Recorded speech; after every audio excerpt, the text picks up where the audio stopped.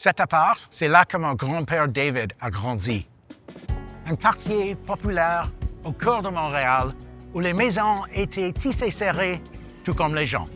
David, qui plus tard a été à la tête du NPD, s'est une fois présenté comme candidat ici. Et à quelques coins de rue de là, sur Saint-Laurent, ses parents ont aidé à bâtir ceci, la Sala Rosa. Mon arrière-grand-père passait toutes ses soirées là-haut, à organiser les travailleurs contre la montée du fascisme dans les années 30.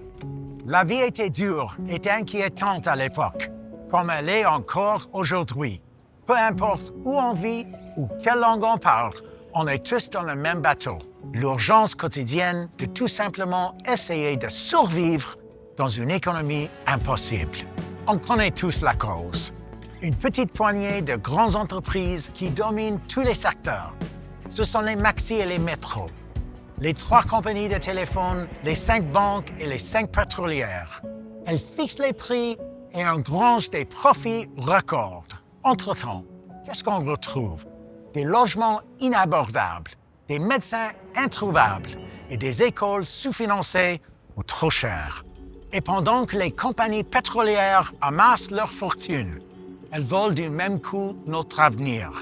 Des trains qui explosent à Lac-Mégantic, des inondations à Pierrefonds, l'érosion des îles de la Madeleine, de la fumée partout. C'est triste. C'est la première fois qu'on voit ça ici, là. Pour nous distraire de leur coupure et chaos, les politiciens blâment les immigrants, les musulmans et les gens trans. On a clairement besoin de solutions et elles doivent être aussi grandes que les crises auxquelles on fait face. Des options publiques pour l'épicerie, le logement et les cellulaires. Un plafond national sur les augmentations de loyers et un New Deal vert qui crée des millions d'emplois bien payés pour bâtir l'économie de demain.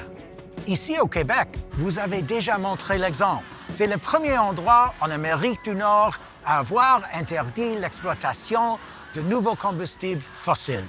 Et pendant que Carney et Legault essaient de ressusciter leur pipeline zombie, j'ai un message pour eux. Ni ici, ni ailleurs.